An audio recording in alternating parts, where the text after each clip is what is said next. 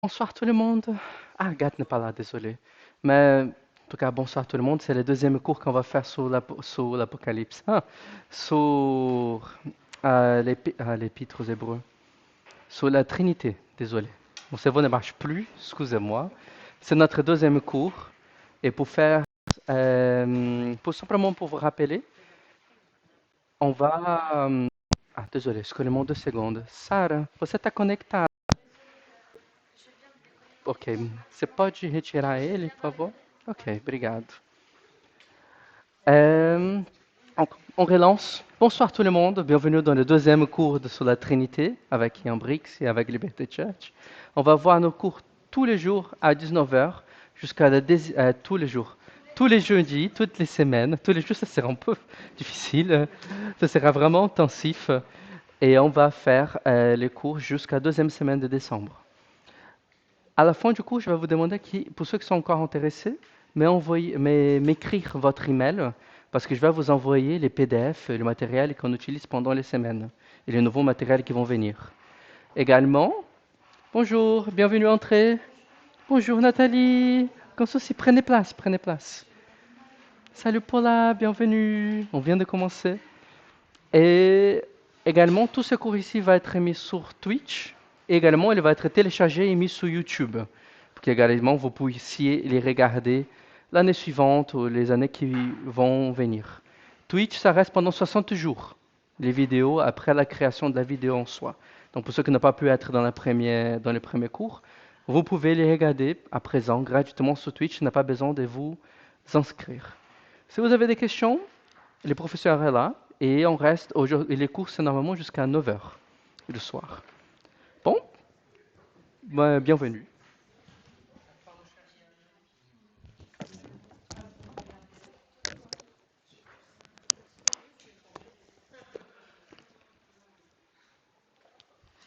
Bien. Y a-t-il quelqu'un qui prie? Tu veux bien la présidente?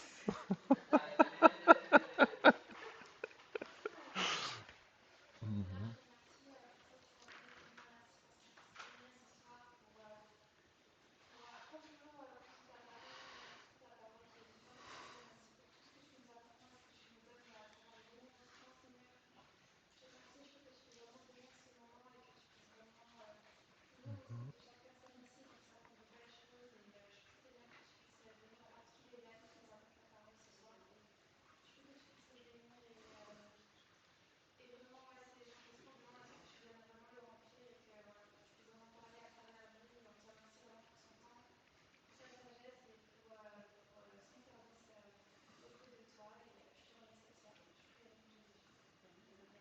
Amen. Merci. Eh bien, bienvenue à tous et à toutes. La fois dernière, je pense que tout le monde a reçu la petite feuille là. Euh, J'avais vu la première, un bout de la première partie où le titre c'est Dieu Elohim a parlé en les prophètes et en un fils. On va continuer ça. Mais j'aimerais poursuivre avec la petite introduction où j'avais parlé de ce Dieu qui parle en nous. Et que dans la première alliance, la Bible hébraïque, il y avait quelques endroits où Dieu parle en nous. En général, Dieu parle au singulier, parfois il parle en nous. Et de voir aussi dans le Nouveau Testament où Dieu parle en nous, ou en tout cas il parle au pluriel quand il parle de lui. Et j'avais commencé avec Jean, c'est surtout chez Jean, l'évangile de Jean, qu'on va voir, on peut voir ce genre de choses. Et Jean 3, 11, lorsque Jésus rencontre Nicodème, et qu'il dit, je te dis ce que nous savons, nous disons, et ce que nous avons vu, nous témoignons, et notre témoignage, vous ne le recevez pas. En Jean 3, 11. Et quand Jésus parle en nous, ici, si vous pouvez lire les commentaires, ils sont un peu perdus. Ils disent, ils parlent certainement avec les apôtres ou des choses comme ça. Bonjour. Mais bien sûr qu'ici, Jésus, quand il dit en nous, ce que nous savons, ce que nous avons vu, nous témoignons, bien entendu que Jésus parle au nom de son Père aussi. D'ailleurs, dans l'évangile de Jean, c'est très clair, il y a des passages où il parle en nous d'une manière très très claire avec son Père. Chapitre 10, verset 30, Jean 10, 30, moi et le Père, nous sommes un. Alors on traduit nous sommes un, on devrait traduire nous sommes unité. Parce que un, c'est pas forcément très bon. Unité, c'est plus neutre. Et d'ailleurs, en grec, dans l'original grec, le mot eis pour dire un, unité, il est au neutre. C'est comme le grec, c'est comme l'allemand. Vous avez aussi le genre neutre, ce qui fait que voilà, c'est ni masculin ni féminin. Ça se rentre dans une autre catégorie. C'est très moderne, hein. Mais voilà, c'est pour dire que lui et le Père, ce sont vraiment deux personnes différentes qui se mettent ensemble. Et j'aimerais juste m'arrêter sur le mot unité, qui en grec, ça ne va pas sauter aux yeux parce que le grec, c'est le grec. Par contre, si maintenant on prend ce mot unité en hébreu, le mot erad, que vous avez peut-être entendu dans le Shema Israël, hein, écoute Israël, notre Dieu est un, il est Echad. Là, les Juifs sont aussi très embêtés, parce que Echad ne veut pas dire une unité dans un sens fusionnel, où tout est un, comme eux le disent, ou les musulmans le disent par rapport à Dieu. Ils disent Dieu, c'est comme du granit. C'est une pierre, elle est unique, elle ne peut pas se diviser, c'est vraiment un bloc unifié. Eh bien, en hébreu, ce mot Echad ne va pas du tout pour expliquer ça. Il faudrait dire Yahid. Et si en hébreu on disait que Dieu est Yahid, alors là, il n'y aurait pas de discussion. C'est Echad. Et Echad, ça implique toujours qu'il y a au moins deux personnes ensemble. Quand on dit je suis Echad, je ne peux pas être Echad tout seul. Je suis Echad avec quelqu'un d'autre. Quand Dieu dit l'homme et la femme seront un, en hébreu, c'est ils seront Echad. Je n'ai encore jamais vu un couple qui fusionnait. Alors on dit qu'il y a des gens qui fusionnent, et c'est pas forcément très bien psychologiquement, même, je crois. C'est des couples fusionnels, mais même malgré tout, ils restent quand même hommes et femmes. Et donc ce mot Echad implique une unité, mais de au moins deux ou plusieurs personnes. Et ce même terme est utilisé par Jésus où il dit, au chapitre 17, verset 21 de Jean, toujours, il parle de son Église afin que tous soient un, tous soient une unité. Donc il veut que son corps soit une unité.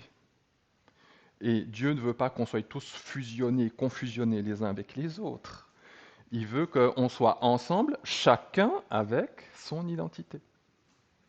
Alors Dieu, il parle la même chose pour lui. Ça sous-entend qu'il y a, bien sûr, un père, un fils. Il y a deux personnes, on verra même, il y en a trois normalement, hein, on sait.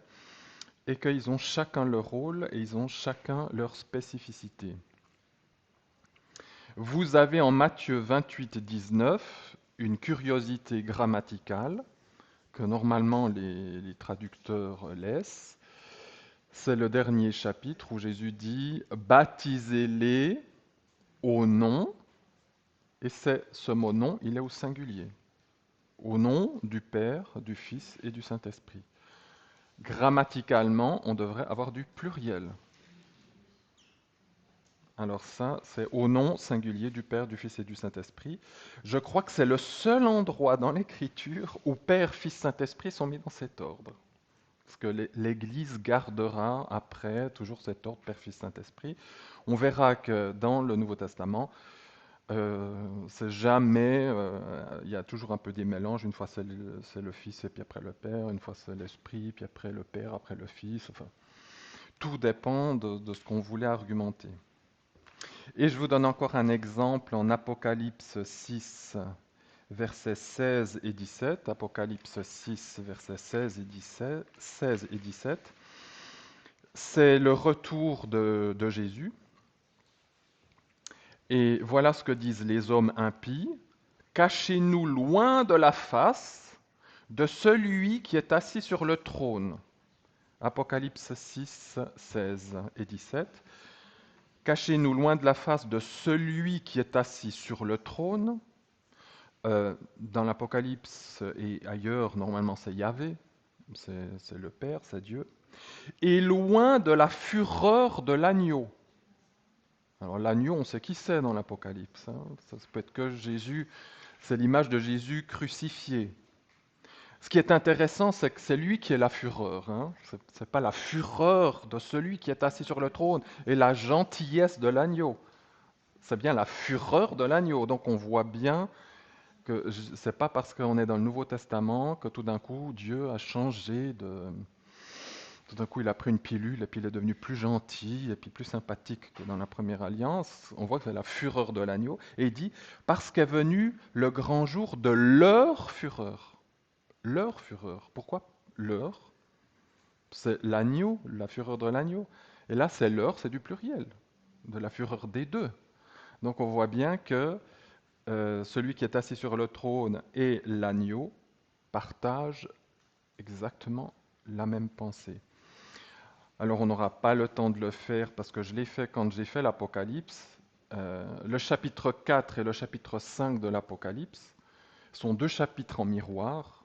Vous avez au chapitre 4 la gloire de Yahvé et au chapitre 5 c'est la gloire de l'agneau. Et vous avez presque les mêmes termes qui sont utilisés l'un pour l'autre, et de voir que l'agneau, au chapitre 5 de l'Apocalypse, chapitre 4 et 5, est saint.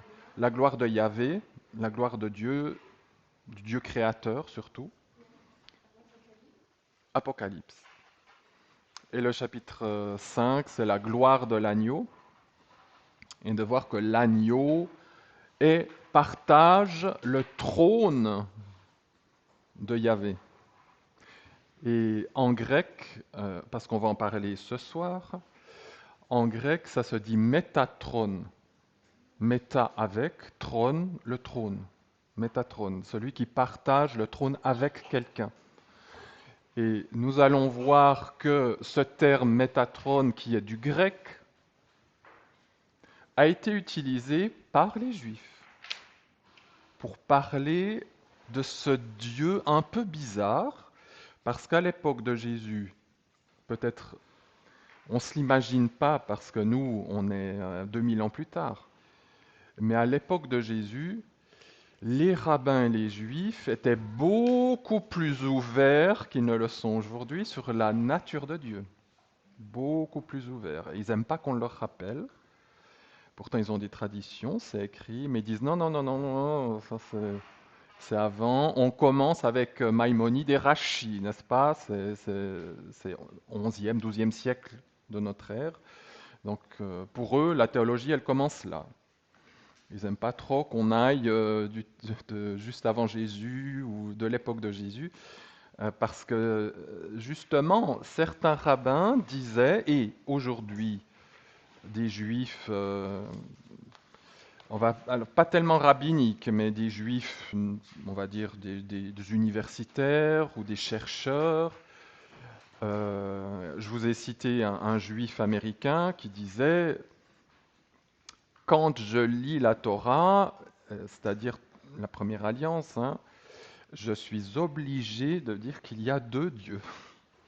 Voilà ce que les juifs disent, certains juifs disent aujourd'hui. Et nous sommes obligés de dire qu'il y a quand même deux personnes dans cette histoire. Donc, à l'époque de Jésus, ils allaient aussi dans cette direction-là. Alors, j'aimerais aujourd'hui prendre plusieurs passages avec ce... Je vous en ai parlé un peu, mais c'est pour le mettre en relation, hein, dans Hébreu. À la fin de ces jours-ci, il nous a parlé en un fils ou bien en tant que fils. Et j'aimerais, il dit aussi Dieu ayant parlé au Père en les prophètes, voilà, très bien.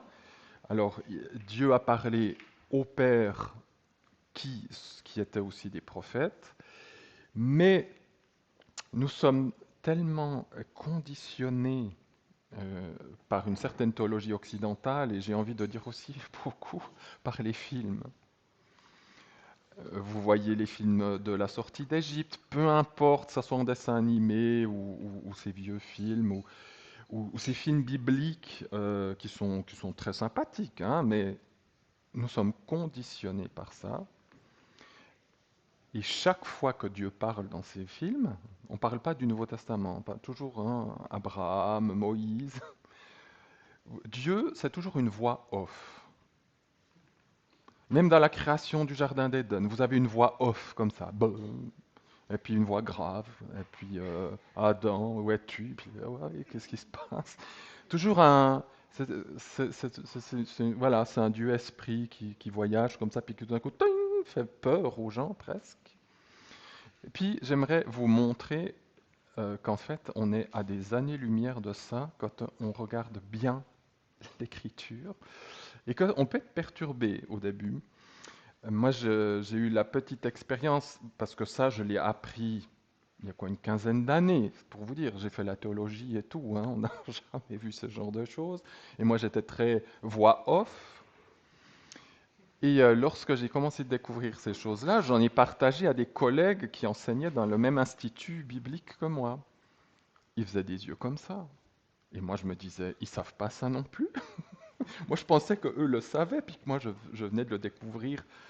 J'avais presque honte d'en parler en me disant, mon Dieu, j'ai jamais vu ça. Et eux, ils étaient là, mais de quoi tu nous parles? Et donc, je me suis rendu compte qu'en fait, c'est quelque chose sur lequel il faut absolument revenir. Et ça, normalement, ça va, en tout cas moi, c'est l'effet que ça m'a fait, euh, entre le Dieu de la première alliance ou le Dieu de la nouvelle alliance, je ne fais plus aucune différence.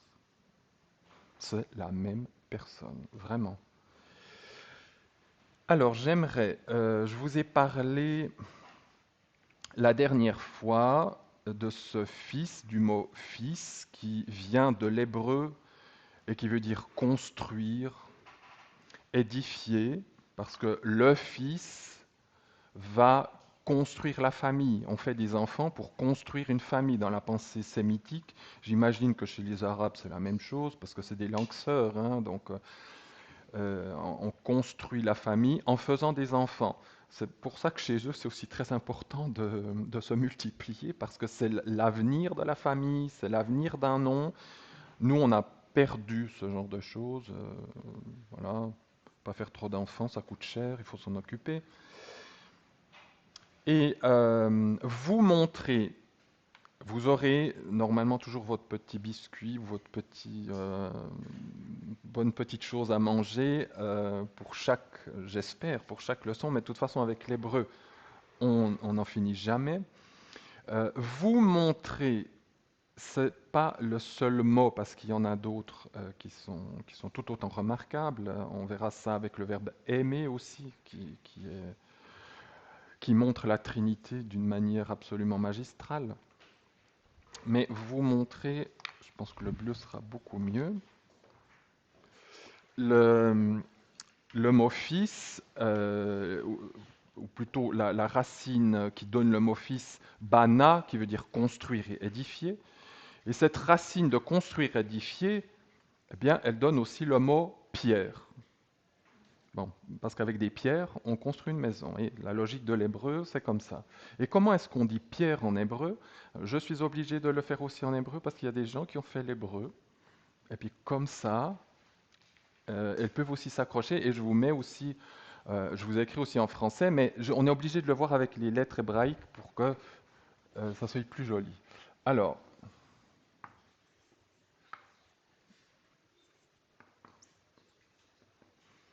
voilà. Ça, c'est le mot pierre en hébreu, even. Et donc Aleph Bet Nun, pour ceux que voilà, voilà, Aleph Bet Nun. Et ce mot pierre, vous le retrouvez régulièrement dans l'Écriture. Par exemple, il est dit que le Messie est la pierre angulaire ou la pierre de fête. qui tient tout le toit. Ça peut être l'un et l'autre. Et puis vous avez de nombreux psaumes où Yahvé est comparé au rocher. On traduit ça par rocher aussi, le mot pierre ou rocher. Il est notre Even. Il y a deux mots pour les mots rocher, mais il y a celui-ci. Et quand vous lisez la première alliance, ce mot rocher est toujours pour Yahvé. Yahvé est notre rocher, c'est le rocher des siècles, c'est sur lui, etc., avec ce mot Even. Lorsque nous lisons le Nouveau Testament, ce mot Pierre, il va être appliqué à Jésus. Et les apôtres vont utiliser des passages de la Bible hébraïque pour dire, voilà, Jésus c'est le rocher. Et vous connaissez tous cette parole de Jésus à Pierre, hein, tu es Pierre, et sur cette pierre je fonderai mon église, qui en grec n'est pas aussi évidente que ça. En français on dit Pierre, Pierre, mais en grec il y a deux mots différents. Jésus dit, tu es ce caillou, et sur cette pierre, ce rocher, je vais fonder mon église. Il dit pas Pierre, tu es le rocher, évidemment, comme une certaine église l'a comprise. Il dit tu es un petit caillou sur lequel tu vas être sur le rocher. Et Pierre, il a cette chance-là, oui, ça on peut le concéder, que c'est la première petite pierre angulaire de tout l'édifice. Mais il est sur le rocher. Pierre n'est pas le rocher. Mais il va être une petite pierre qui va commencer l'édifice. C'est vrai que Pierre, pour ça, dans l'histoire de l'Église, c'est le numéro un. Ça, c'est vrai. Mais après, ce qu'on a fait de Pierre, c'est de la mythologie. Et donc, Jésus est notre rocher. Et le rocher, ici, va nous donner une illustration de ce qu'est cette triunité de Dieu, où on voit deux personnes, mais qui sont indissociables. Si je prends la première partie du mot Even, j'ai Aleph Bet. Et Aleph Bet, ce sont les deux premières lettres d'ailleurs de l'alphabet hébraïque, c'est Av. Et Av, si je vous dis Av, personne ne va comprendre grand-chose, mais si je vous dis Abba, Abba c'est de l'araméen. Et si vous allez en Israël aujourd'hui, on ne dira pas Av, les enfants disent Abba, Imma pour maman, Abba pour papa. Ils ont gardé l'araméen pour ces mots-là, mais le mot hébreu c'est Av. Alors pour le reste, ils diront Av, mon père Avi. Ils ne diront pas Abbi, Avi.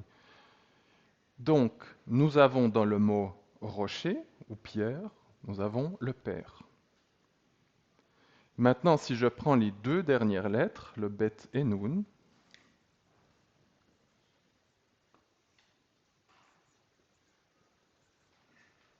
ça donne le mot ben. Et ça, ben, Jetrit, ben quelque chose, ben, ça veut dire fils. Ben Yamin, ben. Donc vous avez dans ce mot le Père et le Fils. Le Père et le Fils forment le rocher. Mais on ne peut pas les dissocier. Même au niveau visuel, ils sont l'un avec l'autre, mais en même temps, c'est Aleph Bet, Bet Nun. Le Bet les relie ensemble, hein, la lettre du milieu. Mais je trouve l'hébreu, c'est toujours pédagogique pour expliquer des choses difficiles. Alors voilà, donc vous avez le mot rocher ou le mot pierre qui représente le Père et le Fils étroitement liés ensemble. Ah oui, et petite chose aussi, cerise sur le gâteau, si je lis ce mot à l'envers, donc je fais Nun, Bet, Aleph, ça donne le verbe nava, qui veut dire prophétiser, ou navi, prophète. Donc le Père et le Fils prophétisent aussi. Hein. Prophétiser, c'est annoncer quelque chose. Hein. Prophétiser, c'est simplement annoncer quelque chose. Donc le Père et le Fils ensemble sont des prophètes et nous annoncent quelle est leur volonté. Voilà, ça c'était pour la petite cerise sur le gâteau. Et on va voir ce soir ce Dieu très humain dans la première et la seconde alliance. Alors, seconde alliance, Nouveau Testament, Jésus, voilà, on connaît, hein, il est né de la Vierge Marie, il a marché en Galilée, il est monté à Jérusalem, il s'est fait crucifier, il est monté à la droite du Père.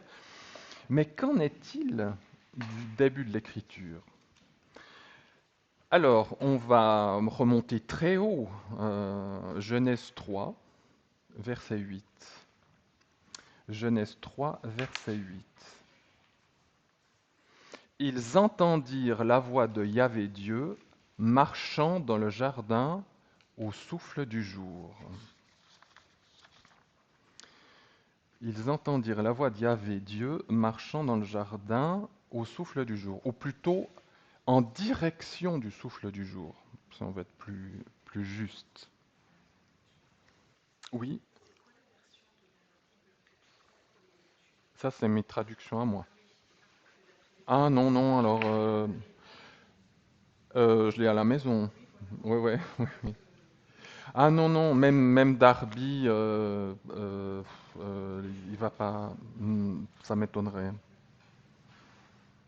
Ça m'étonnerait. Littéralement, oui. Et j'ai encore vu ça ce soir, hein, c'est marcher en direction. C'est pas au souffle du jour, c'est-à-dire je marche euh, en ce jour-là. C'est je marche vers le souffle du jour. On voit qu'il y a il y a une direction vers ce souffle du jour où tout le monde est embêté avec cette histoire de souffle du jour. Bon. Il y a les Juifs qui donnent leurs commentaires, ils n'ont pas tout tort, mais on verra que ça a une référence avec le Nouveau Testament, évidemment. Il y a déjà quelque chose qui est assez paradoxal dans, de toute façon, tous les passages bibliques. Il y a des choses bizarres, hein, ça, alors, on va pas. Mais nous, on a tellement l'habitude de lire la Bible comme on a tout à fait raison de dire, je lis la Bible, c'est la parole de Dieu, c'est la vérité. Mais nous ne faisons pas ce travail de se dire, mais c'est bizarre quand même comme il écrit ça. C'est quand même curieux ces histoires-là. Il y a quand même des choses bizarres. Ils entendent la voix. Moi, j'ai aucun problème avec ça. J'entends une voix. Très bien. De Yahvé Dieu marchant. Ah, c'est une voix qui marche. Donc il y a une voix qui marche. C'est une voix, elle marche. Donc ça, c'est Yahvé Dieu qui marche, mais c'est la voix de Yahvé Dieu. Hein. C'est la voix de Yahvé Dieu qui marche. Ah oui, oui, oui, oui, c'est sûr. Parce que c'est tout un génitif. C'est la voix de Yahvé Dieu. Tout ça, ça fait le sujet en hébreu, marchant. Et on verra hein, après que la voix, après on verra que les voix, on les voit. Ça c'est le français. Hein. Je vois des voix. Voir, avec le verbe voir, je vois des voix. Donc ici ils entendent, c'est encore assez logique, mais c'est une voix qui marche. Elle marche dans le jardin. Donc Dieu marche dans le jardin. Et retenez bien ce verbe marcher, parce qu'il est important, il va être utilisé à d'autres endroits. Et si Dieu marche, c'est qu'il a des jambes. C'est pas un fantôme qui se déplace, c'est pas une sorte d'air. Hein. Il marche. Et c'est Yahvé Dieu. C'est pas Yahvé ou Dieu, c'est pas souvent qu'il y a Yahvé Dieu, là c'est vraiment la totalité. Il y a quelqu'un qui incarne cette totalité de Yahweh, Dieu. On verra après qu'est-ce que ça signifie, ce Yahvé. Alors, on va voir un peu plus loin, on va retrouver après cette histoire de voix, que, que Dieu est une voix, mais qu'il est une voix qu'on peut voir. Ça, c'est la magie de l'hébreu. J'entends des voix, mais je peux aussi voir une voix. Et j'aimerais juste m'arrêter, c'est parce que je me dis ça peut être intéressant. C'est quoi ce Dieu qui marche vers en direction du souffle du jour? de l'esprit du jour. Hein, c'est ruach, hein, c'est vraiment le terme qu'on utilise aussi pour l'Esprit Saint, le souffle du jour. Dieu sait que sa créature vient de commettre un crime de lèse-majesté. Ils viennent de succomber et voilà. Hein, donc Dieu n'est pas à côté de la plaque. Il sait très bien ce qui s'est passé et lui sait très bien quelles vont être les conséquences. Il va y avoir une séparation parce que Dieu ne pourra plus marcher comme il marchait là. On verra qu'il va de nouveau marcher avant même son incarnation. Mais d'être chez lui et de venir rendre visite à Adam et Ève, ça va être terminé de faire ça comme ça. Ce souffle du jour, le mot souffle et jour, certainement que ça peut renvoyer à d'autres choses, mais quel sera le jour où ce souffle va à nouveau pouvoir faire partie de l'Adam? De l'Adam, de l'être humain. Quel est ce jour-là? C'est la Pentecôte. C'est la Pentecôte. Et Dieu, il y a un indice ici qui dit que Dieu va en direction de cette Pentecôte. Parce que Dieu connaît les plans. Et il sait que rien n'est perdu. Mais ça va prendre du temps. Et quand nous lisons Acte 2, il est écrit « Voici le jour » et le jour de la Pentecôte. Et qu'est-ce qui se passe? Qu'est-ce que les Juifs fêtent le jour de la Pentecôte? Le don de la Torah. Le don de la Torah au Sinaï, parce que c'est exactement 50 jours après leur sortie d'Égypte, ils ont reçu la Torah. Et qu'est-ce qu'il s'est passé ce jour de réception de la Torah? Alors là, il n'y a aucune traduction non, Ils ont tous corrigé. Hein. Alors ça, c'est... Vous pouvez être sûr. Exode 20.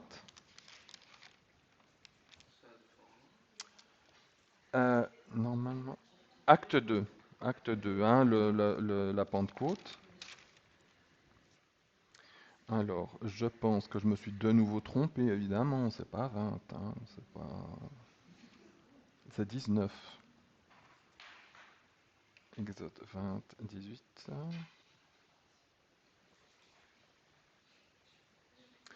Attendez, toute la montagne s'est fumée, il y eut des tonnerres. Non, c'est pas au chapitre 20, ça doit être... attendez, parce que moi, avec les chiffres, c'est tout le temps une horreur.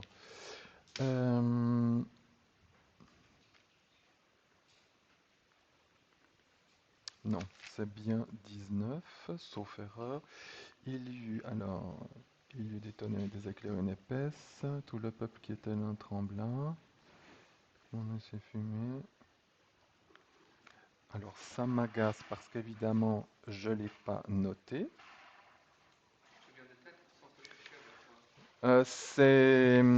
Ils entendirent des voix. Moi j'ai mis Exode 20, 18, ce qui bien sûr est tout à fait faux. Je vais voir si c'est pas... Ah oui, parce que je suis un petit peu dyslexique. Non, malheureusement.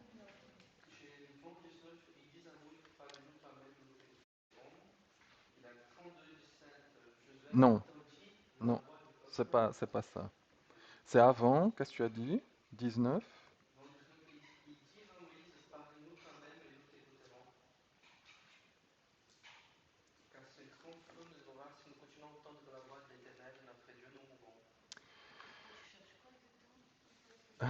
Moi, il y a le verset 18 du chapitre 19, et toute la montagne du Sinaï fumait parce que l'Éternel descendit en feu sur elle, et sa fumée montait.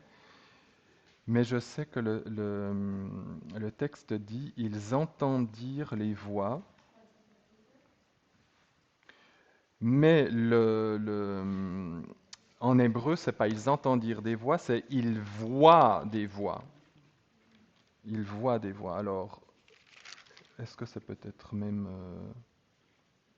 et le peuple répondit, nous le ferons... Ah, attends.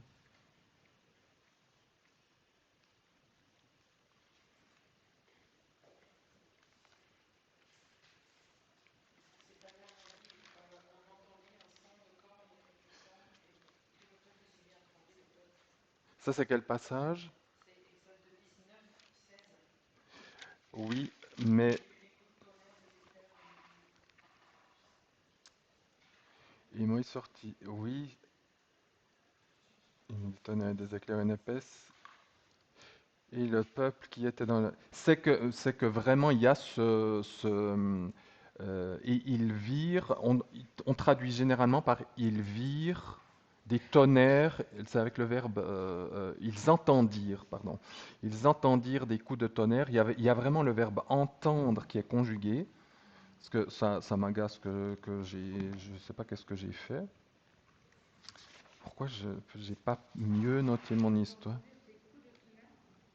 Oui, ils entendirent des coups de tonnerre.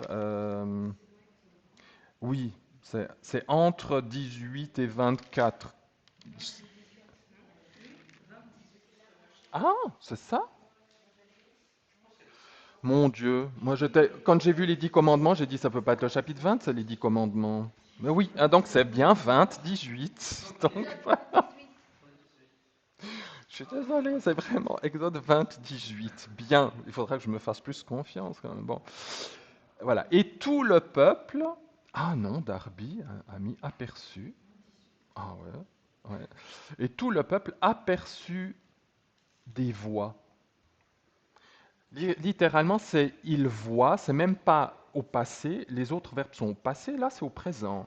Il voit des voix. Il voit des voix. Alors, Darby après a traduit, ils aperçurent des tonnerres. Hein. Bon, parce que le tonnerre, ça se voit un tonnerre. Hein. Là, non, non, non. Dans le texte original, c'est ils ont vu des voix. Alors, comment vous voyez une voix? Là, c'est des voix. Des voix. Elle est matérialisée. Qu'est-ce qui s'est passé en acte 2? Qu'est-ce qu'ils ont vu? Ils ont vu des langues. Alors, nous, la langue, elle sert à faire quoi? À parler. Donc, en fait, ils ont vu des voix, mais ils ont dit des langues. Parce qu'il faut l'imager. Mais quand ils disent ils virent des langues, c'est du parler. Ils ont vu du parler. Et ensuite, ils sont sortis de la chambre haute et quand ils ont témoigné ce nous, on appelle, ce que la Bible appelle après le parler en langue, ils ont parlé du charabia, mais chacun pouvait entendre dans son propre dialecte les merveilles de Dieu. Et ceux qui n'étaient pas réceptifs, ils disaient, ils ont bu du vin, ils sont complètement cinglés, quoi. Ils disent n'importe quoi. Mais ceux qui avaient une connexion avec Dieu et qui étaient prêts de recevoir la parole, eux entendaient le vrai langage qui se cachait derrière leur parler en langue, leur charabia.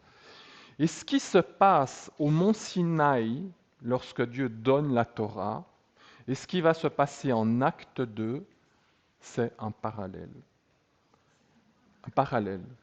Maintenant, quelle est la différence majeure entre la manifestation au Sinaï et celle de acte 2? Majeur, quelque chose de majeur.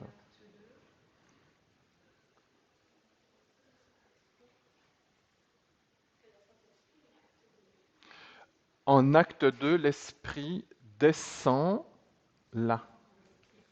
Il rentre là. Au Sinaï,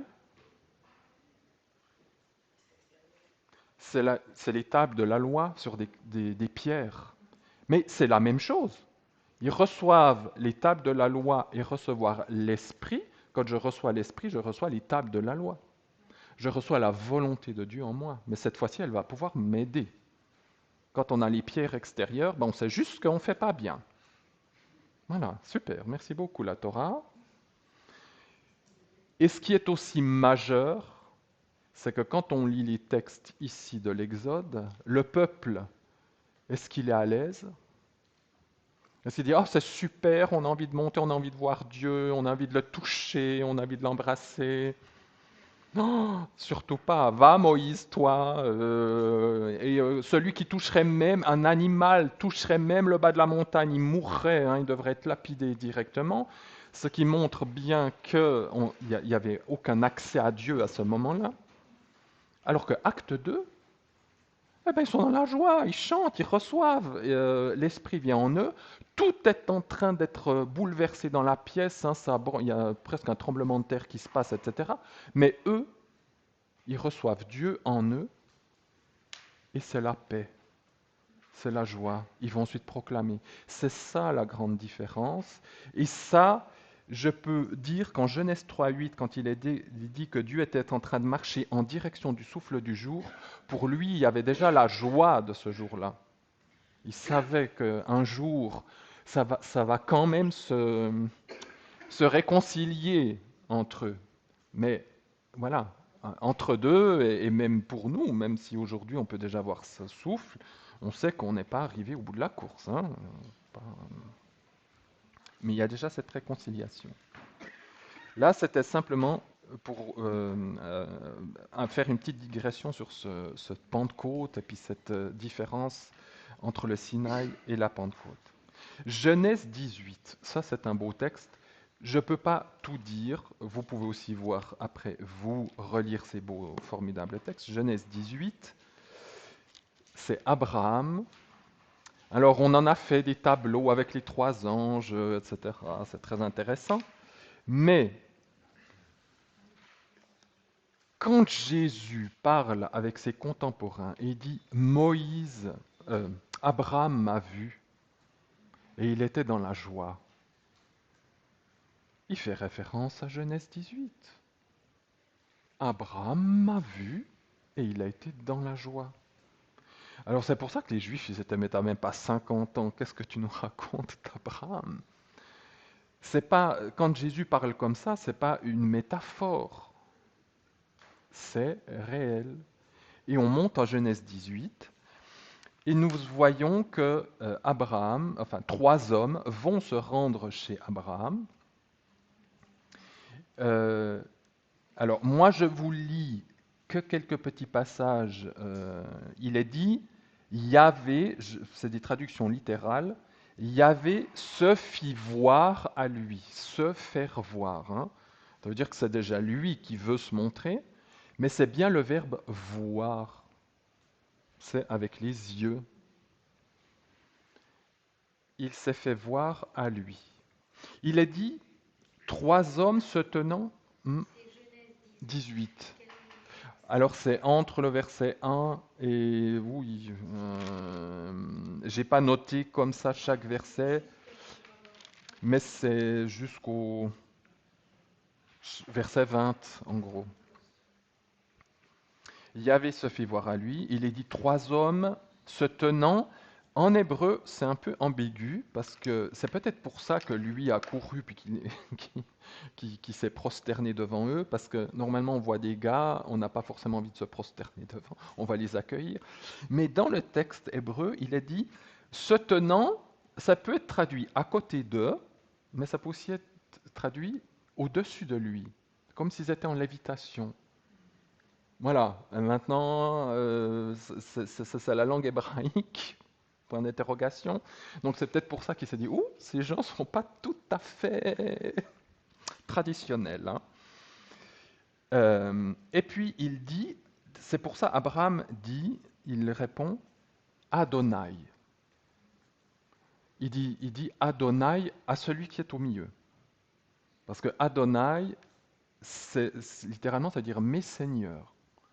Et quand on dit Adonai, comme c'est aussi vocalisé dans l'écriture ici, ça n'est toujours que pour Dieu.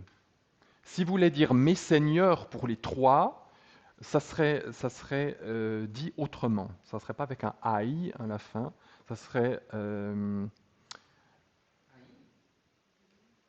Oui, quelque chose comme ça. Adonim, il faudrait un im, mais pas aïe. C'est uniquement utilisé pour. Si, c'est aussi Adonai, mais la vocalisation, les petits traits qui sont dessous, ils sont différents quand c'est pour plusieurs personnes, plusieurs seigneurs, ou un. Le Seigneur. Adonai, le Seigneur. Il est dit plus loin, Yahvé dit à Abraham. Ça, vous l'avez plusieurs fois. Yahvé dit à Abraham, c'est pas Dieu dit à Abraham. Parce que voilà, ça, ou un homme de la part de Yahvé. C'est Yahvé dit. Ah, Yahvé dit. Et puis après, il a dit, et Abraham se tenait encore devant Yahvé, parce qu'après, il va lui dire, mais écoute, tu ne peux pas détruire Sodome et Gomorre, hein, s'il y a quand même 50 justes, il y a 40 justes, etc. Donc voilà, il se tient encore devant Yahvé. Et vous avez, quand il lui parle, là, encore 4 fois Adonai. Le terme Yahvé, le nom Yahvé et les termes Adonai sont exclusivement réservés à Dieu. Exclusivement. Et là aussi, quand on questionne les Juifs, on dit, mais Abraham a vu Dieu.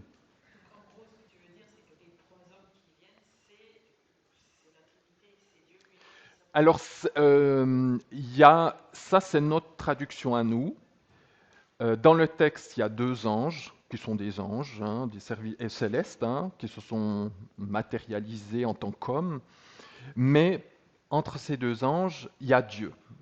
On verra que c'est l'ange de l'Éternel.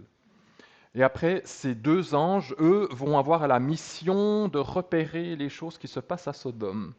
Voilà. Dieu, Jésus, lui, va remonter. Hein. Il laisse cette tâche à ses subalternes, c'est normal. Mais et lui va remonter. Et ensuite, lui sera seul avec Abraham. Alors cette image de ces 3 anges égale la Trinité, je suppose que Dieu avait derrière la tête, en venant avec 2 autres anges, certainement, de nous instruire dans cette direction-là. Mais après, ça, c'est une lecture plutôt chrétienne qui vient après. Mais ce qui est important, en tout cas, c'est de se dire que dans ces 3 personnes, il y en a une qui est plus grande qu'un ange. D'ailleurs, ce qu'on verra dans le texte de Hébreu, il est dit qu'il a un nom bien supérieur aux anges. Hein. Ce n'est pas un ange comme les autres, ce n'est pas une créature, une création. Mais pourtant, on verra qu'il porte le nom de l'ange de Yahvé. Malgré tout, il a ce terme-là.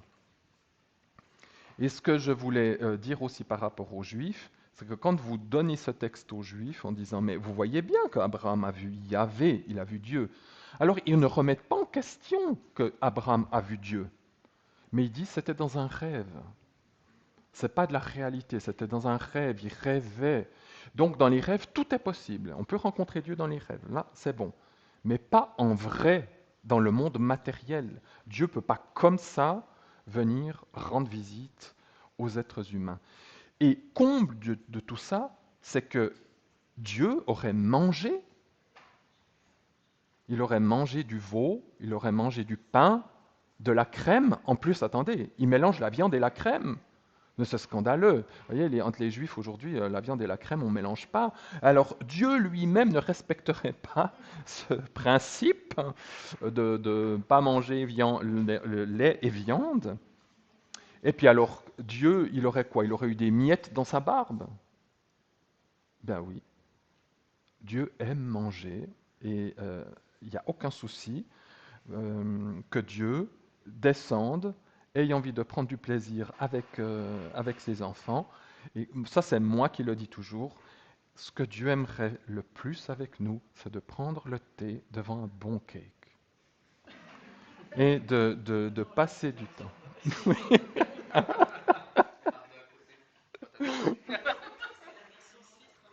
Voilà. On va un peu plus loin en Exode 3, les versets 2 à 16. Exode 3, versets 2 à 16. Tout le monde connaît normalement ce passage. C'est Moïse qui perd une petite brebis et qui se trouve dans l'endroit du Sinaï. Et qu'est-ce qu'il voit là? Bien, un buisson ardent. Vous regardez tous les films, et je crois qu'il y a une exception en dessin animé, mais parce qu'ils ont bien lu le texte. Vous voyez toujours, c'est ça, un buisson ardent, un buisson qui brûle, et une voix off. Mais c'est scandaleux. Ils ont lu le texte. Vous avez, euh, vous avez un ange, vous avez une personne qui est dans cet arbre. Elle n'est pas transparente, hein. Elle est là. Donc vous avez bien un arbre qui crame, mais vous avez quelqu'un qui est dans cet arbre-là. Ouh, pourquoi je ne suis pas dans le film? Bon. Et il est dit, comme pour Abraham, l'ange de Yahvé se fit voir. Ici, c'est l'ange de Yahvé. Alors ça commence à partir du verset 2. Mais moi, je vous donne que juste les bouts croustillants par rapport à ça. L'ange de Yahvé se fit voir. Et ensuite, il est dit, Yahvé vit. Ah ben oui, lui aussi il voit. Yahvé vit. Et puis après, on change de sujet. Dieu l'appela. Ben, c'est Yahvé, maintenant c'est Dieu. L'appela. Dieu l'appela. Et puis après, il dit, je suis le Dieu de ton père. Alors, il faut la voix grave, là, qui fait peur. Hein. Je suis le Dieu de ton père, le Dieu d'Abraham, le Dieu d'Isaac et de Jacob. Ensuite, c'est Yahvé dit. On reprend le sujet Yahvé. Et il dit, je suis descendu. Moi Yahvé, Dieu, créateur, je suis descendu pour le délivrer de la main, c'est-à-dire son peuple, hein, délivrer son peuple de la main des Égyptiens et pour le faire monter hors de ce pays. Et nous allons voir qu'en fait, cet ange de l'Éternel, qui n'est autre que Jésus, est descendu pour délivrer de la main des Égyptiens son peuple. Ensuite, il est dit, Moïse dit à Dieu, et il lui pose la question, mais sous quel nom je dois parler de toi, etc. Et puis après, Dieu lui dit, je serai avec toi. Hein, n'aie crainte, je serai avec toi. Et puis après, c'est là où Yahvé se révèle. Il dit, voilà comment tu devras m'appeler. Parce que le nom Yahvé, il est connu depuis, même avant le déluge. Hein. Mais il veut savoir quel est le nom. Il dit, ben, nous on traduit comment? Je suis qui je suis, ou des choses comme ça. Hein. Ou celui qui est. Littéralement, c'est je serai qui je serai. C'est du futur, c'est ouvert. Enfin, en hébreu, il n'y a pas passé futur, c'est ouvert. Je serai. C'est le verbe être ouvert. Et puis après, il dit, dis-leur, je serai m'a envoyé. Pourquoi est-ce que Dieu utilise ce verbe le nom Yahweh, c'est aussi le verbe être dans une vieille conjugaison, c'est il sera. C'est du futur, ou cette ouverture, il sera. Aujourd'hui, c'est Yihye. Mais c'est presque la même chose, il y a juste un yod qui est un petit peu plus long et ça fait Yahweh. Mais là, c'est Yihye aujourd'hui. Mais c'est il sera. Alors là, il parle en je serai. Alors dit je serai viendra vous délivrer. Pourquoi est-ce qu'il utilise le verbe être dans cette formule-là? Parce qu'il n'y a que Dieu qui est l'être. Même en français, être, c'est l'essence, c'est ce qui est le vivant, c'est l'être par excellence. Et il est cet être qui va se révéler. C'est pour ça que c'est ouvert. Je serai, parce que vous allez apprendre et vous allez devoir apprendre à me connaître. Oui. Je pensais que dans l'hébreu, on n'avait pas le verbe être. Il y a le verbe être, mais pas au présent. Ok. C'est pas dans la conjugaison du présent n'existe pas. Parce qu'il n'y a que Dieu qui peut être dans le présent. Dans notre monde, c'est soit du futur, soit du passé. Hein. C'est soit fini, soit ça vient. Mais le temps présent n'existe pas. On dit toujours profite du temps présent. Ben, je sais pas comment on fait, hein. Ça passe, ça vient. Donc la seconde qui est là, poum, elle est déjà passée. Donc mon présent, il est un petit peu court. C'est ça. Dans notre univers, tout est en mouvement et va à la pourriture, à la destruction. Donc il y a que dans le monde de Dieu et dans le monde dans lequel on nous serons pour l'éternité, où là, tout est figé. Là, il n'y aura plus de changement de quoi que ce soit. Mais dans un monde où il y a du changement, il ne peut pas y avoir du temps présent. Il n'y a que Dieu qui est dans le présent. Et même quand il s'inscrit dans notre histoire, il dit je serai. Lui-même ne peut pas rester dans le présent quelque part en étant avec nous. Et nous-mêmes, nous devons apprendre à le connaître. C'est pour ça je serai. Et il y a aussi le je serai, parce qu'un jour je viendrai vous rendre visite d'une manière plus concrète et, bon, incognito, hein, mais plus concrète. Donc on voit que Moïse est en dialogue avec ce Yahvé, mais que cette fois, il est appelé ange.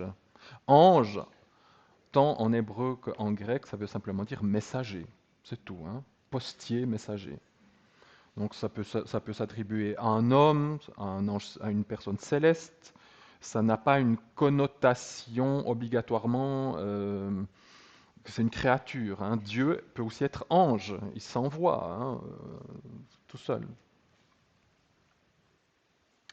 Et ça, c'était ma grande découverte il y a 15 ans, que l'ange de Yahvé, c'était Jésus. Je me suis dit, oui, ben, la plupart des théologiens, ils vous diront non. Et les juifs, alors ça c'est sûr, aujourd'hui, pas avant. Aujourd'hui. Quand vous dites mais l'ange de Yahvé, ah mais non, c'est un ange que Yahvé envoie en son nom. Donc il est ange de Yahvé, c'est un ange, c'est une créature. Mais comme il est envoyé par Yahvé, il peut s'appeler ange de Yahvé. Ce qui ne serait pas faux, ni théologiquement, ni grammaticalement. L'ennui, c'est que chaque fois qu'on voit l'ange de Yahvé dans la première alliance, il a toutes les caractéristiques de Yahvé. La puissance de Yahvé, les choix de Yahvé. Ce n'est pas quelqu'un qui dit Dieu a dit que je. Il parle en je, ce qu'un ange ne fait pas. Un ange, je suis envoyé de la part. Et la parole de l'Éternel dit. Il ne dit pas je. Un ange ne dit pas je. Vous avez cet ange qui vient plus loin dans le livre d'Exode, chapitre 23, verset 20. Exode 23, verset 20. Et là, ça chauffe. Nous avons ce texte que nous venons de voir, où il dit « Moi, je suis descendu pour délivrer mon peuple des Égyptiens. » Et alors on passe les plaies d'Égypte, toutes ces choses-là, mais il était quelque part présent. Au chapitre 23, à partir du verset 20, hein, après vous pouvez lire aussi toute la suite, puisqu'on parle de cet ange, il dit, 23-20, « Voici, c'est Yahvé qui parle, hein, voici, j'envoie mon ange devant toi pour te garder dans le chemin. » Et il dit plus loin, « Car mon nom, c'est-à-dire Yahvé, est à l'intérieur de lui. » Mon nom est à l'intérieur de lui. Qui est cet ange qui a le nom de Yahvé à l'intérieur de lui? Ça ne peut être que le même ange que Moïse a vu, et c'est la même personne qui va s'incarner 1500 ans plus tard dans le sein d'une vierge. C'est la même personne. Il dit, je lis un peu, hein, « Mais si tu écoutes attentivement sa voix, si tu fais tout ce que je dirai, je serai l'ennemi de tes ennemis et l'adversaire de tes adversaires. Car mon ange ira devant toi et t'amènera vers l'Amoréen, le Héthien, le Phérézien. » Ça veut dire qu'on voit que cet ange va accompagner son peuple durant tout le désert et après aussi, à la conquête. D'ailleurs, il y a un moment donné où Josué dit, tu es avec nous, tu es contre nous. Puis il dit, non, voilà, je suis voilà. Et c'est l'ange de Yahvé. Mais il est avec eux, alors la plupart du temps invisible. De temps en temps, il se montre. Et puis après, oui, il dit aussi au verset 21, prends garde à toi à cause de sa présence et écoute sa voix. Hein, aussi le mot voix. Écoute sa voix. Ne l'irrite pas, car il ne pardonnera point votre transgression, car mon nom est en lui. Ne l'irrite pas, il ne pardonnera point. C'est pas un ange. Un ange ne peut pas avoir ce je pardonne pas. Un ange n'est qu'un messager. Lui, il a la capacité de pardonner ou pas. Il n'y a que Dieu qui a cette capacité-là. Donc on voit que Dieu, Yahvé, parle à Moïse et il désigne quelqu'un d'autre qui est comme lui, qui va délivrer son peuple et qui va le conduire dans le désert. Il y a des fois de devenir un peu... Il y a plusieurs passages comme ça dans la première alliance où vous êtes... C'est qui, pour finir, qui parle, qui est... Oui,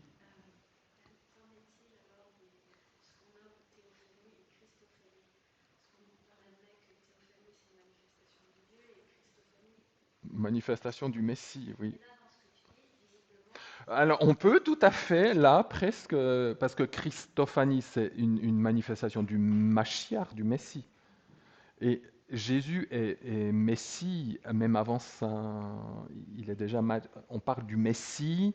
Alors là, les Juifs sont tout à fait d'accord, hein, eux, ils ne le mettent pas au niveau de Dieu, hein, mais disent, oui, alors tel passage parle bien du Messie, c'est notre sauveur, etc., c'est le Messie. Donc le Messie, il est déjà de toute façon bien en action avant même son incarnation.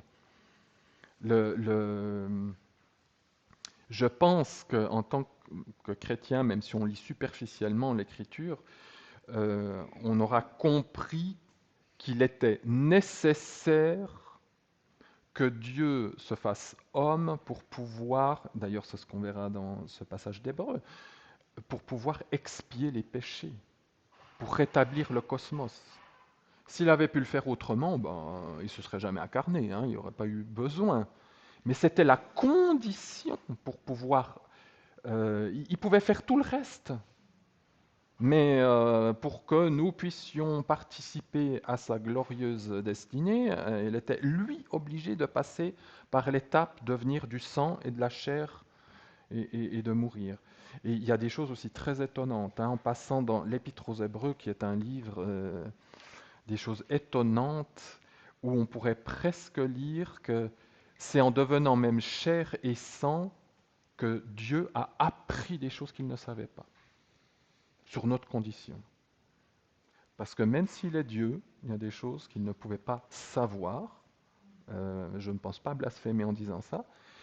Tant qu'il n'a pas pris la nature humaine et vécu avec nous, il pouvait que voir ça de loin. Mais en prenant notre nature, il a vu ce que c'était. Et vous avez un passage un peu mystérieux où il est dit, en prenant la condition humaine, il est devenu un grand prêtre compatissant. Il n'était pas compatissant avant? Bien sûr que Dieu était compatissant avant. Mais une fois avoir pris la condition humaine, sachant qu'est-ce qu'on vit, il y a, je pense aussi à l'intérieur de lui des choses comme, ok, je sais ce que c'est d'être fatigué, d'avoir faim, d'avoir soif, de résister à une tentation. Donc, il a appris ces choses-là. D'ailleurs, il est dit dans l'Épître aux Hébreux, il a appris toutes choses dans la souffrance. Il a appris. Comment Dieu apprend des choses? Ah bon, tiens, moi Dieu savait tout. Il a appris. Donc, si Dieu a appris quelque chose, mais qui suis-je, moi, devant lui? Qui suis-je? Ça, c'est vraiment l'humilité de Dieu. Enfin, voilà, ça, c'est encore un autre sujet. Mais montrer que cet ange qu'il envoie n'est autre que Jésus. Et maintenant, nous allons aller dans la Nouvelle Alliance, dans Jude chapitre 5. Jude, verset 5, parce qu'il n'y a qu'un chapitre. et vous pouvez corriger dans vos Bibles.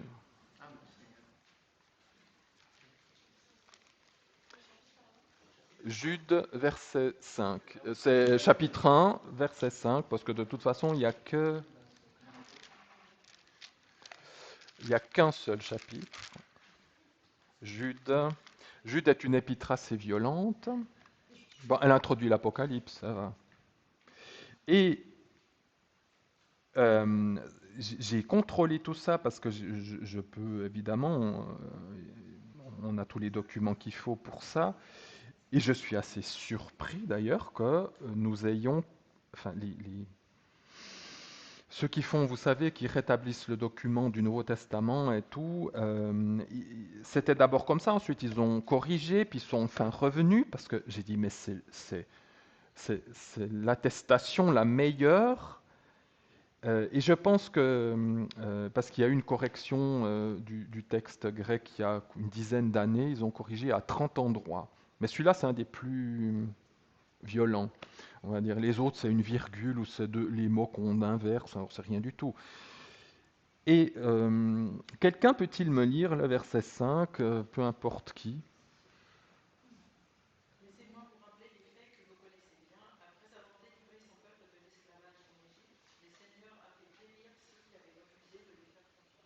Très bien. Qui a délivré le peuple d'Israël d'Égypte, selon ce texte? Le Seigneur, très bien. Alors, maintenant, vous allez tracer le Seigneur. Bon, si vous avez des smartphones, ça va être difficile. Parce que vous pouvez mettre à la place Jésus. Ah, voilà. Alors certains, c'est même l'attestation la meilleure. Et c'est ça que je trouve fou. Enfin, je ne trouve pas ça si fou. Parce que si vous dites, je vous rappelle, à vous qui une fois savez tout, que Jésus, ayant délivré le peuple du pays d'Égypte, je vous assure, vous dites ça un matin, un dimanche matin, si les gens sont un peu réveillés. Attends, c'est Jésus qui a délivré le peuple du pays d'Égypte? C'est pas Moïse? C'est pas Dieu par sa puissance? Qu'est-ce que Jésus vient faire là-dedans? Hein?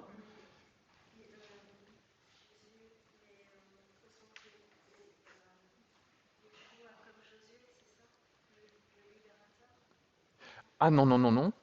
Vraiment Jésus. Le Jésus du Nouveau Testament. Et c'est pour ça que dans la... Parce que vous savez, ceux qui ont... Quels sont les mots en grec qui a la place, qui ont traduit pour Jésus? C'est Jésus. Alors, il y a des manuscrits où c'est mis Kyrios, qui veut dire le Seigneur, et il y a des manuscrits grecs où c'est Jésus. C'est Jésus, vraiment Jésus. Et il faut bien se dire que ceux qui s'occupent du Nouveau Testament, ce sont des occidentaux, des théologiens occidentaux, protestants, catholiques, voilà.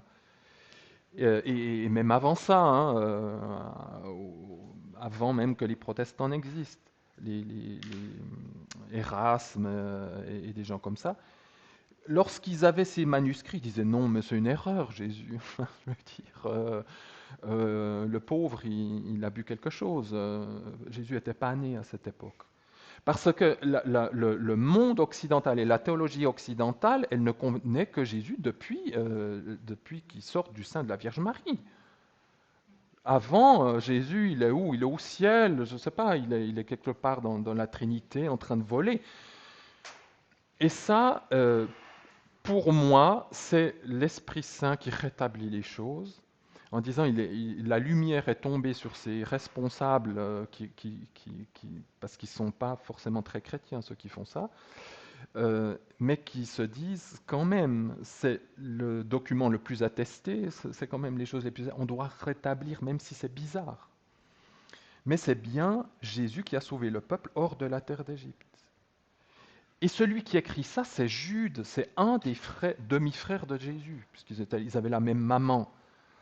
C'est Jude qui écrit ça. Je trouve intéressant. Lui, il devait un jour se dire, oh, purée, j'ai joué gamin, avec le créateur des cieux et de la terre. Moi, je ne sais pas comment ses frères et ses sœurs ont dû réagir plus tard, quoi. Non, mais on avait Dieu à table. Et la maman lui a mis les langes. Et ça, pour nous, si on est convaincu de ça, ok, mais vous avez des gens qui sautent, les juifs, vous ne pouvez jamais leur faire comprendre ça. Ils disent, non mais attendez. Et même lorsque le christianisme a commencé de s'étendre chez les païens se fichaient de la tête des chrétiens. Ils disaient, mais votre Dieu, mais attendez, Apollon, Zeus, c'est des puissants, ils ne font quand même pas dans des langes. Enfin, c'est quoi ces histoires? Puis surtout mourir sur une croix. Alors ça, ça c'est le sommet de l'impossibilité. Je retourne en Exode. C'était simplement pour vous montrer que en Exode 23, il dit j'envoie mon ange pour vous délivrer, et que Jude dit bien Jésus qui a délivré mon peuple. Ce qui fait que cet ange de l'Éternel, c'est bien la personne de Jésus avant qu'il s'incarne. Exode 24. Alors là, c'est un peu la tête qui explose. Je fais que, on fera que de lire, mais expliquer, je vous laisse tout seul. Exode 24. On commence au verset 1. Et il dit à Moïse, normalement dans le contexte, c'est Yahvé qui parle, c'est Dieu qui parle. Donc il dit à Moïse, monte vers Yahvé, toi et Aaron, Nadav, Avihu, 70 des anciens d'Israël, et vous prosternerez de loin, etc., etc. Yahvé dit à Moïse, le il, monte vers Yahvé. Bon, qui est qui, comment ils se décuplent, ils se partagent, voilà. Rachi, commentateur du Moyen Âge juif, parce que les chrétiens lui ont posé la question. C'est qui parle ici? Rachi dit, c'est le mot que j'ai utilisé au début, c'est le métatrône. C'est celui qui partage le trône avec Yahvé. Mais attention, chez les Juifs, ce métatrône n'est pas Yahvé. Il est presque comme Yahvé, mais ce n'est pas Yahvé. Eh bien, à l'époque de Jésus, il y a des Juifs qui disaient le métatrône, c'est Yahvé. Et il y a une fois un rabbin qui a une vision et qui a dit j'ai vu le métatrône régner sur le trône de Yahvé. Il a été excommunié sur le champ. Parce qu'il disait oh, oui, on est un peu d'accord, mais de dire comme ça ne va pas. Et quand vous parlez avec un juif et vous dites oui, métatrône qui règne avec, sur le même trône. Lorsque vous demandez à un juif il a les mêmes caractéristiques que Yahvé, il partage beaucoup de choses avec Yahvé. Comment ça se fait que ça ne soit pas Yahvé? Et leur argument, un jour, Yahvé lui a donné un coup de cravache. Il l'a battu parce qu'il a fait une bêtise. Donc, ça ne peut pas être Yahvé. C'est ça leur argument. Ah, sur leur propre... sur rien. Sur rien. Ah non, non, non. C'est leur propre. C'est pour évacuer cette personne qui est l'égale de Dieu. Donc il a dit, oh, il a fait une bêtise, donc ça ne peut pas être lui. Mais ça, c'est eux qui le disent. Hein, mais simplement pour vous dire que les Juifs, ils étaient à ça. Ils étaient à ça. Ils disaient, il y a Yahvé et il y a le Métatrône. Il y a cet être comme nous, qui a des mains, qui a des jambes, qui a des bras, et il est avec Yahvé sur le trône. Donc, celui qui partage le trône avec Yahvé, ça peut que être lui-même. Il ne peut pas avoir puisque l'écriture est très claire, personne ne peut partager, aucune créature ne peut partager le trône avec lui.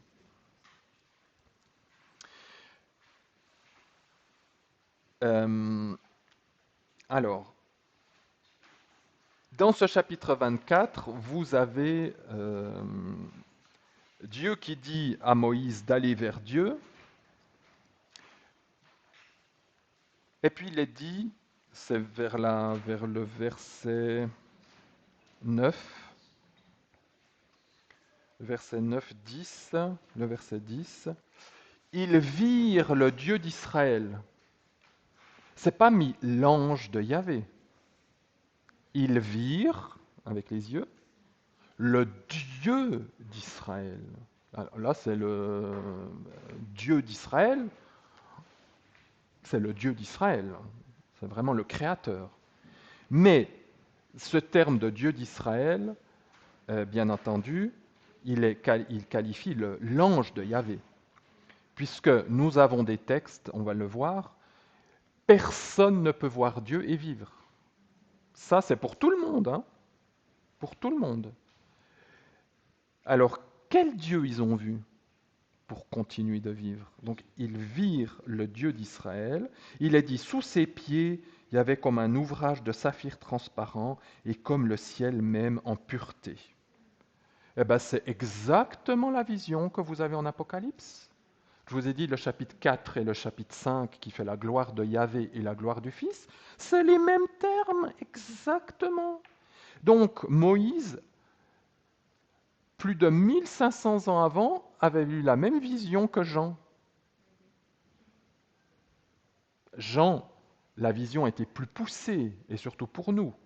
Là, il met juste, ils ont vu la gloire de Yahvé, etc. Mais ils ont eu la même vision. Et les deux ne sont pas morts. Donc ils ont vu Dieu, mais sous la forme du Dieu qu'on peut voir. Parce qu'il y a une forme de Dieu qu'on ne peut pas voir. Et je vais même jusqu'à dire, c'est pour ça que l'histoire du salut, elle est étagée, elle a plusieurs périodes, j'irai jusqu'à dire que même à notre mort, lorsque nous passons de l'autre côté, nous ne voyons pas encore le Dieu Père. Celui que nous voyons, c'est le Fils. Il est dit que nous passons devant le tribunal du Christ, du Messie. Le jour de la résurrection, nous allons travailler avec le Messie ici. Et c'est uniquement dans le monde à venir, dans la nouvelle création, où il est dit que Dieu tabernaclera sur tout et que Dieu sera tout en tout. C'est à ce moment-là. Ça montre que voir la personne de Dieu, cette personne-là, ça nous demande une impeccabilité absolue. Impeccabilité absolue. Dieu ne pourrait pas accepter la moindre défaillance ou la moindre chose qui pourrait nous faire rejeter. On reste dans l'Exode, chapitre 33. Alors c'est entre les versets 11 et 20, 33 entre les versets 11 et 20, et c'est ce dialogue que vous avez entre Moïse et Yahvé. C'est dit, Yahvé parlait à Moïse face à face, face à face. Et c'est du littéral, hein, c'est de nouveau pas, c'est pas des... nous, en tant qu'occidentaux et chrétiens occidentaux, on aime toujours allégoriser, voir des images. Le juif, quand il te parle comme ça. Un chat, c'est un chat. Yahvé voit face à face, c'est face à face. Après, il y a des profondeurs dans ce qui est dit. Mais quand un hébreu te parle, il te dit franchement ce qu'il pense. Il te dit avec des mots clairs. Yahvé parlait à Moïse face à face, comme parlerait un homme à son compagnon. En plus, vous avez l'analogie. Donc, et puis il est dit, plus loin, Moïse avait une telle proximité avec Dieu qu'il ose lui poser une question un peu « Fais-moi voir, s'il te plaît, ta gloire. » Attendez. Il est sur le mont Sinaï, il voit la gloire du Dieu d'Israël, il mange avec lui. Et là aussi, il mangeait, hein, juste au chapitre 24, il mangeait aussi avec, face à Dieu. Donc Dieu, il aime manger, alors ça c'est sûr. Il est dans la tente de la rencontre avec lui, il lui dicte le Lévitique. Et, je veux dire, il voit Dieu tous les jours. Et puis là, il lui dit, mais fais-moi voir ta gloire. Attends, tu veux quoi de plus? Ça montre bien qu'il y a encore une facette de Dieu qu'il aimerait un peu aller, il veut aller plus loin. voir la gloire de Dieu, la kavod, la lourdeur de Dieu, ça montre bien. Dieu, qu'est-ce qu'il lui répond? Tu ne pourras pas voir ma face, littéralement mes faces. Bon, ça c'est en hébreu, c'est toujours au pluriel. Tu ne pourras pas voir mes faces. Ça montre aussi qu'on a plusieurs faces. Même pour nous, humains, quand on dit ma face en hébreu, c'est toujours au pluriel. Parce qu'il n'y a pas que celle qu'on voit, hein. Il y a aussi celle qui est derrière, qui est cachée, qui est dessous, là. Car l'Adam ne peut me voir et vivre. Donc, c'est de nouveau une facette de Dieu. Tu ne peux pas me voir et vivre. Mais attends, je parle avec Dieu, puis toi tu me dis Dieu que je ne peux pas te voir, je meurs si je te vois. Donc ça montre bien qu'il y a une personne de Dieu qu'on peut voir, et il y a une personne de Dieu qu'on ne peut pas encore voir. Ça montre bien qu'il y a deux personnages distincts, mais qui partagent exactement les mêmes qualités, la même puissance, la même pensée, ça on le verra avec l'esprit qui les réunit. Et Jean va dire, Jean 1, verset 18, Jean 1, verset 18, l'évangile de Jean est celui, et les épîtres de Jean et l'Apocalypse. Jean, c'est pas pour rien que c'est l'aigle, c'est l'image de l'aigle, parce que lui, il est dans les hauteurs, hein, il est dans les hautes sphères. Il avait l'air de rien, ce petit Jean, là, ce petit jeune homme. Hein. C'est celui qui parle le plus de ce mystère triunitaire. J'ai envie, surtout chez Jean, c'est surtout d'abord la binarité père-fils, beaucoup plus, père-fils. Et il dit dans Jean 1, 18, personne n'a jamais vu Dieu. Personne. Je fais que de lire jusqu'à présent que tout le monde a vu Dieu dans l'Ancien Testament. Hein. Abraham voit Dieu, Moïse voit Dieu, les anciens voient Dieu, on verra qu'il y a Gédéon qui voit Dieu, tout le monde voit Dieu presque. Et puis Jean nous dit, personne n'a jamais vu Dieu. Mais de quel Dieu il s'agit? Il est dit ensuite, Dieu, Fils unique. Dieu, Fils unique. C'est un des passages les plus clairs que vous pouvez lancer au visage des témoins de Jéhovah, par exemple. Mais eux, ils vont dire, oui, mais c'est un petit Dieu. Alors, voyez, eux, ils sont plus du côté juif, Métatron, il a reçu sa correction, donc c'est presque comme Dieu, mais c'est pas Dieu. Dieu, Fils unique, étant dans le sein du Père, celui-là en a fait l'exégèse. Alors, je traduis très littéralement. Le Fils unique qui est Dieu, c'est ce que Jean dit, le Fils unique qui est Dieu, il est dans le sein du Père, ça veut dire dans la proximité la plus intime du rapport avec Dieu. Eh bien, celui-là a fait l'exégèse de Dieu. C'est quoi de l'exégèse? En tant que théologien, normalement, on fait de l'exégèse. Quand on étudie un texte, on fait de l'exégèse. L'exégèse, ça veut dire interpréter le texte comme il se doit, donner la véritable définition des mots, parce que on peut dire n'importe quoi sur la Bible. Une bonne exégèse, c'est de faire des analyses qui soient correctes pour en faire ressortir l'intention de l'auteur.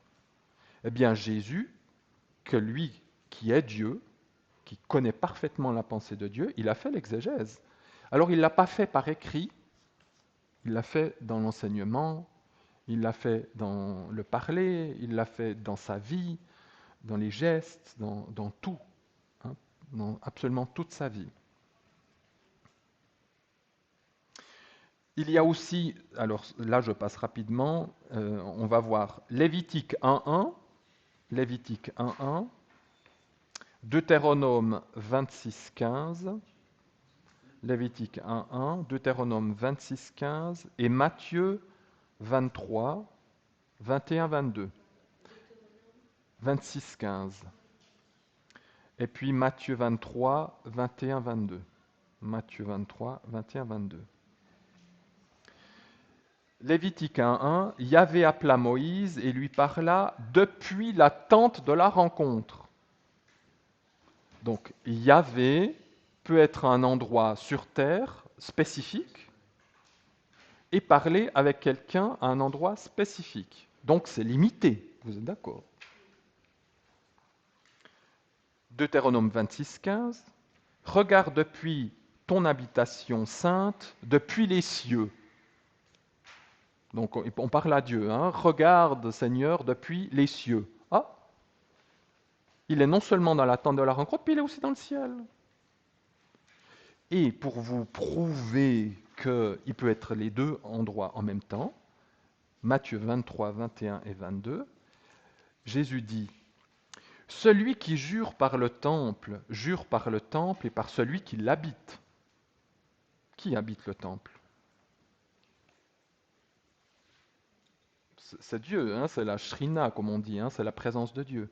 Et celui qui jure par le ciel, jure par le trône de Dieu et par celui qui est assis.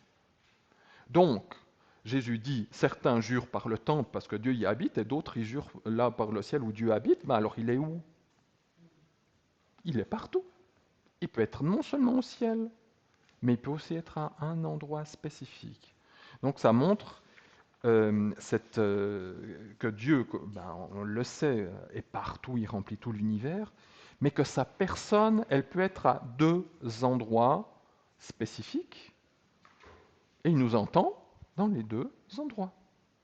Et ça, c'est vraiment la grandeur de Dieu. C'est ça que j'aime chez lui, c'est que il fait comme il veut, il n'est pas contraint de subir ce qui est matériel. Lévitique 26, 11 et suivant. Lévitique 26, 11 et suivant. Je mettrai mon tabernacle au milieu de vous, et je marcherai au milieu de vous. Marcher. On avait vu le verbe marcher où? Genèse 3, 8, hein, il marche dans le jardin d'Éden. Eh bien là, il dit, je vais mettre mon tabernacle au milieu de vous et je marcherai au milieu de vous parce que Dieu veut marcher avec nous. Et il fait un tabernacle, alors on connaît le tabernacle de Moïse, qui est bien du tissu, du bois, et puis de l'or, et de l'argent, tout ce que vous voulez, mais malgré tout, dans ce tabernacle, l'Esprit de Dieu y habitait. Et il marchait avec son peuple dans ce tabernacle. Il dit, je suis Yahvé votre Dieu qui vous ai fait sortir du pays d'Égypte.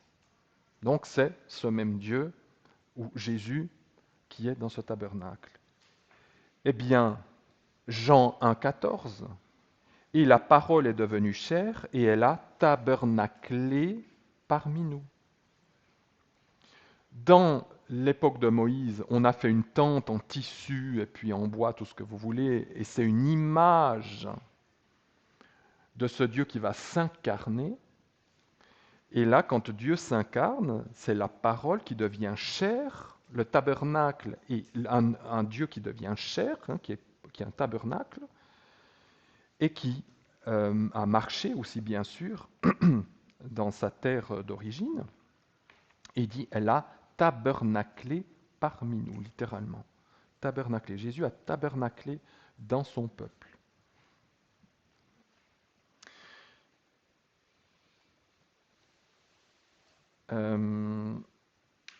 Nombre 12, 8. Nombre 12, 8. Ça revient avec ce qu'on a dit plus haut, avec Moïse. Hein. Bouche à bouche, je parle avec lui, et je traduis littéralement de visu, de manière visible, hein, qu'on peut voir. Bouche à bouche, je parle avec lui, et de visu, et non pas en énigme. Alors quand les Juifs disent « Oh, mais il rêvait », ça c'est des énigmes. Quand on rêve, en énigme, ça veut justement dire sous une autre forme, un arbre qui parle, ou une bête qui parle, ou je ne sais pas, un buisson. Non, je parle directement, bouche à bouche. Il me voit de visu. Et il contemple la forme de Yahvé, nombre 12, 8. Et il contemple la forme de Yahvé. Donc Yahvé a une forme. Le Nouveau Testament nous dit Dieu est esprit. Un esprit n'a pas de forme. Donc c'est l'autre personne de cette triunité. Ici, vous voyez Yahvé sous une forme. Et le mot forme, ici, tmuna, en hébreu moderne, c'est une photo. On fait une photo de quelqu'un, on voit sa forme sur la photo. Dans l'Ancien Testament, c'est généralement utilisé quand Dieu dit « vous ne vous ferez pas de sculpture ou de statue ». C'est quoi une statue? C'est bien la forme de quelque chose, ça représente une forme de quelqu'un. C'est pas la personne en soi, mais c'est quand même la forme de quelqu'un. Donc là, il voit la forme de Yahvé, une forme de Yahvé. C'est pas le Yahvé dans tous les sens, mais c'est une partie de Yahvé, qui est cette partie, comme j'ai dit la fois passée, et ça je pense que c'est bien de répéter, vous avez le Dieu infini qui remplit l'univers, mais vous avez aussi le Dieu fini, avec des bras, des jambes, une tête, et qui a une limitation. Et quand vous lisez l'Apocalypse, de nouveau, chapitre 4, quand c'est la gloire de Yahvé, c'est quelque chose comme de la lumière, c'est diffus. Et quand c'est le chapitre 5, c'est un homme, il a une forme, c'est quelqu'un. Donc c'est le côté Dieu limité.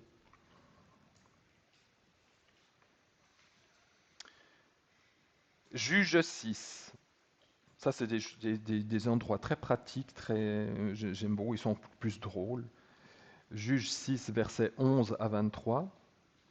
Juge 6, 11 à 23. L'histoire de Gédéon, en général on connaît, et c'est l'ange de Yahvé. Il a mis l'ange de Yahvé s'assit sous le térébinthe. Alors, j'entre pas dans les détails parce qu'il y a plein d'images évidemment, mais c'est l'ange de Yahvé, il s'assied sous un térébinthe. Et ensuite, l'ange de Yahvé se fit voir et il lui dit, donc à Gédéon. Alors là, vous voyez, l'ange de Yahvé, maintenant vous savez qui c'est, hein? Et puis qu'est-ce qu'il dit l'ange de Yahvé? Yahvé est avec toi. Bon, très bien. Voilà, c'est moi et puis mon père, et voilà, est avec toi. Puis ensuite, Gédéon se tourna vers Yahvé, donc il y a bien un truc physique qui se passe. Et Yahvé lui dit, et là, c'est un peu comme Moïse, je serai avec toi. Ça se Ehyé, je serai qui je serai avec toi. Ou, chez Gédéon, ça veut dire, j'ai entendu déjà ça, quelque part. Je serai avec toi. Et ensuite, il a dit, l'ange de Yahvé s'en alla de devant ses yeux. Les yeux. Quand on insiste comme ça sur le visuel, c'est qu'on veut dire quelque chose. Et Gédéon dit, oui, il est l'ange de Yahvé. Ah, Adonai Yahvé. Adonai Yahvé. J'ai donc vu l'ange de Yahvé face à face. Eh bien, il est comme ça, Gédéon. Je vais mourir. Et puis, qu'est-ce que lui dit? Et Yahvé lui dit, c'est pas mis l'ange de Yahvé ici, c'est carrément Yahvé tout court. Yahvé lui dit, Shalom sur toi, tu ne mourras pas. Donc, encore une fois, c'est bien Yahvé qui lui parle, et il ne meurt pas. Donc, on est encore avec ce Yahvé Jésus. Juge 6, 11 à 23. Alors, plus drôle, c'est Juge 13, les versets 3 à 22. Juge 13, versets 3 à 22. Et alors là, l'ange de Yahvé se montre non pas à un homme, mais à une femme. Voyez? Alors, il est dit, l'ange de Yahvé se fit voir à la femme. Alors, il y a tout un dialogue, et puis ensuite, il est dit, et la femme dit à son mari, l'homme de Dieu est venu. Et littéralement, son visuel, son apparence, c'est parce qu'en hébreu, c'est tiré du verbe voir, son visuel, était comme le visuel de l'ange de Yahvé. Donc elle voit un gars qui ressemble pour elle. Donc, je ne sais pas si elle avait une photo, je ne sais pas pourquoi elle peut dire ça, mais elle dit, ce qui est intéressant, elle dit l'homme, l'homme. Donc, c'est bien un homme qu'elle a vu. Et puis, son visuel était comme l'ange de Yahvé. Et puis, plus loin, elle dit, voici, l'homme s'est fait voir à moi parce que Ensuite, son mari est intrigué, et puis dit, mais fais-moi voir qui il est. Alors, ils vont à un endroit, etc. Et puis, il le voit, et donc la femme lui présente Alors, il est dit, l'homme s'est fait voir à moi. Et l'ange de Yahvé dit à Manoach, donc à son mari, maintenant il cause au mari, si tu fais un holocauste pour Yahvé, tu le feras monter. Et puis il est dit, Manoach ne savait pas qu'il était l'ange de Yahvé. Donc ça montre aussi qu'il peut être bien incognito, hein, cet ange de Yahvé, tout à fait normal. En effet, Manoach ne savait pas qu'il était l'ange de Yahvé. Mais sa femme vient de lui dire, non, c'est pas ça? Ou c'est un autre gars? Oui, c'est sa femme, mais en même temps, lui, en tout cas, il dit, ben, il l'ignorait. Il a Enfin, pas compris ce que sa femme lui a dit alors? Parce que je n'ai pas plus creusé que ça, mais on ne croit pas beaucoup les femmes, hein. Si c'est ça, quand les femmes ont témoigné de la résurrection de Jésus, c'est un peu le même style. Et puis ensuite, Manoach lui demande comment tu t'appelles. Puis l'ange de Yahvé lui répond, pourquoi tu demandes mon nom? Il est merveilleux. On verra juste ça, je ne sais pas quelle heure il est. Ah, comme ça on pourra finir avec cette beauté. Pourquoi tu demandes mon nom? Il est merveilleux. Et l'ange de Yahvé monta dans la flamme de l'autel, et c'est là que Manoach dit à sa femme, nous allons certainement mourir parce que nous avons vu Dieu. Donc c'est là qu'ils se rendent bien compte que cette personne n'était pas une personne juste, peut-être même un grand homme de Dieu ou un ange peut-être envoyé de Dieu, mais c'est Dieu lui-même. Ils ont vu Dieu lui-même, ils sont sûrs qu'ils vont mourir, et ce n'a pas été le cas. Alors, alors, je finis encore avec ça, puis ensuite j'aimerais vous montrer pourquoi il dit il est merveilleux. Apocalypse 1,17. Pour vous montrer que ce genre de choses existe aussi dans la Nouvelle Alliance. Jean a une vision du Fils de Dieu. Et cette vision, elle est si glorieuse que lui, il croit voir Dieu. Et il est dit, Apocalypse 1,17, et quand je le vis, je tombai devant ses pieds comme un cadavre. Je vais mourir. J'ai vu Dieu. Moi, ce qui m'interpelle, c'est qu'il a vécu avec Jésus 3 ans et demi, il a mangé avec lui, ils l'ont vu ressusciter, et là, il le voit sous la forme glorifiée. C'est un niveau supérieur quand même. Et que même quelqu'un qui a eu l'habitude de voir son Messie, manger avec, Jean est rempli du Saint-Esprit, c'est une personne qui est proche de Dieu, c'était le cœur, il était sur le cœur de Jésus, il voit Jésus glorifié, il est comme mort en voyant sa grandeur. Et Jésus pose sa droite sur lui et dit « Ne crains pas ». C'est vraiment ce Dieu hein, qui peut se montrer là. Oui, tu vois qui je suis vraiment. Je ne suis pas autre chose que Dieu. Mais ne crains pas, tu ne mourras pas. Alors, cette personne, ce nom merveilleux, j'ai une question oui, sur oui, oui. avec l'Arche de l'Alliance, à un moment donné, il y a des personnes qui veulent rattraper et qui meurent. Du coup, est-ce qu'il y a Ah un oui. rapport par rapport à ça, du coup? Euh, oui, l'Arche de l'Alliance est bien sûr une image aussi du Messie, hein, avec la Torah à l'intérieur, enfin toutes ces choses-là. Je vois, oui, oui, lorsque... je sais plus, je sais plus ce pauvre homme-là. Avec David, quand ils refont monter l'arche, et puis il y en a un pauvre là qui touche cette arche, et qui meurt, ma foi, pour pas... Oui, parce qu'il y a plein d'irrégularités dans l'histoire, hein, bien sûr. Ils n'ont pas fait selon les normes. Euh, L'arche devait être emballée, elle devait être portée par je ne sais plus quelle famille lévitique. Ils ont fait ça très mal ils ont mis ça sur un chariot il ne fallait pas le mettre sur un chariot, ça doit être porté sur les épaules. Je fais juste cette parenthèse. Pourquoi les objets de la tente de la rencontre devaient être exclusivement portés sur des épaules, hein, c'est-à-dire qu'ils mettaient ça dans des couvertures, et puis ensuite ils mettaient un bâton, et puis il y avait deux gars, et puis ils portaient ces choses-là sur les épaules. Tout le reste pouvait être dans des chariots, mais pas les objets du culte. Parce que les objets du culte, la menorah, les tables de pain de proposition, l'arche de l'alliance, ça symbolise des choses spirituelles.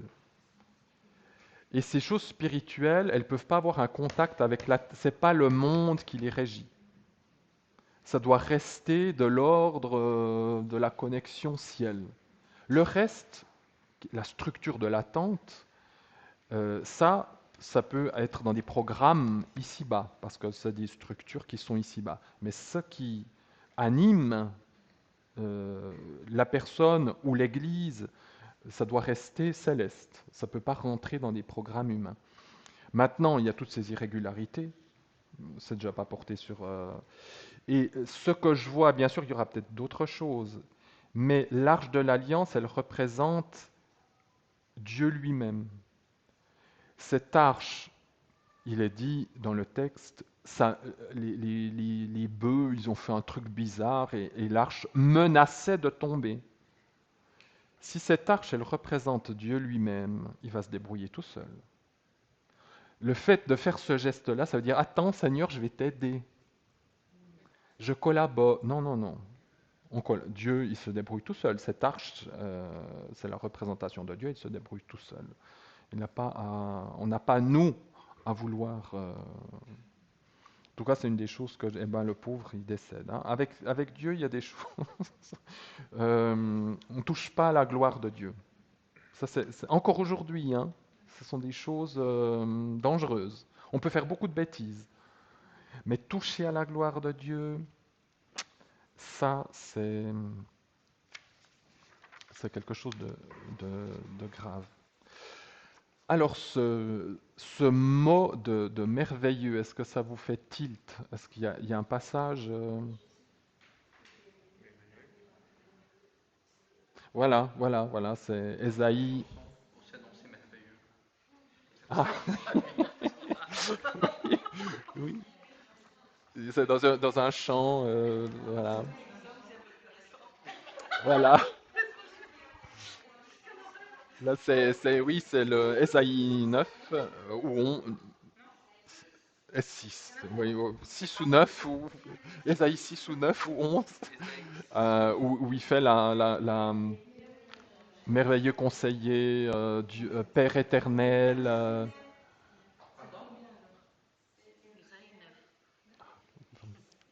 Ah, 9, 6. On avait tous les deux raison. 9, 6. Ésaïe 9, 6.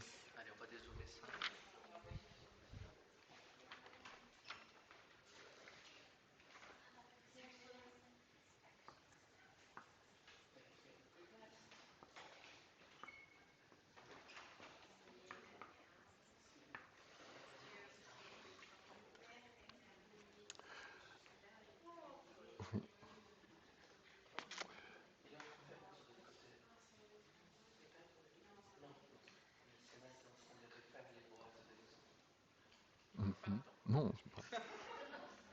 Donc, quand on dit merveilleux en hébreu, c'est Pélé. Je crois qu'il n'y a pas un coureur de Clist. Oui, c'est ça. Il semblait bien que ça, voilà, Pélé, qui donne le mot merveilleux, prodigieux. Et la racine hébraïque pala, qui donne le verbe, hein, c'est très parallèle avec kadash, sanctifié. D'ailleurs, on peut le traduire par consacré ou sanctifié, mettre de côté, hein, c'est ce que le verbe veut dire, c'est séparer, mettre de côté, mettre à part. Donc, quand l'ange de Yahvé lui dit « mon nom est merveilleux », c'est déjà, je suis pas, on n'est pas au même niveau. Hein. Je suis quelqu'un d'à part. Ça veut aussi dire distinguer, rendre extraordinaire. Et bien entendu que Jésus est extraordinaire, il est hors de l'ordinaire. Ce sont des... dans le Nouveau Testament, ils ont certainement utilisé ce mot-là, en tout cas en hébreu moderne, on utilise ça pour, et même, je crois même dans la Bible hébraïque, pour parler de prodiges miraculeux, niflaot, c'est avec cette racine-là, des prodiges, faire des prodiges, être extraordinaire, consacré, prodigieux. Donc voilà, on verra, je ne sais pas quand, parce que c'est un des passages du Nouveau Testament les plus bizarres, mais justement qui sont utilisés pour dire attention, Jésus n'est pas Dieu. Quand Jésus dit au jeune homme riche, qu'est-ce que vous savez, le jeune homme riche, ce qu'il pose comme question Oui, mais le premier mot qu'il lui lance, bon maître. Et qu'est-ce que Jésus répond? Pourquoi m'appelles-tu bon? Il n'y a que Dieu qu'on peut appeler comme ça. Sous-entendu, je ne le suis pas. Et ça, c'est utilisé par les adversaires pour dire, vous voyez bien, si Jésus n'est pas bon, il est déclassé. Mais il y a toute une explication avec ça. On le verra, ça je l'ai noté parce qu'il faut absolument le connaître. Ça va très loin, son histoire. Il n'y a que les Juifs qui savent ça. C'est grâce aux Juifs que je comprends. Sinon, alors j'aurais pu... 2000 ans plus tard, j'aurais pu toujours chercher. Alors ça, eux, ils vous montrent le texte qui est référent et tac... parce que ça fait partie d'un vœu spécial aussi, le vœu extraordinaire. Mais ça, personne ne sait. C'est le vœu de Naziréa, nombre 6. C'est écrit, c'est un vœu extraordinaire, c'est un vœu pélé, merveilleux. Et on verra pourquoi, parce que c'est en lien aussi avec ce chapitre de Luc. Donc il est merveilleux son nom, et ce nom qui est merveilleux, on va le lire à l'envers.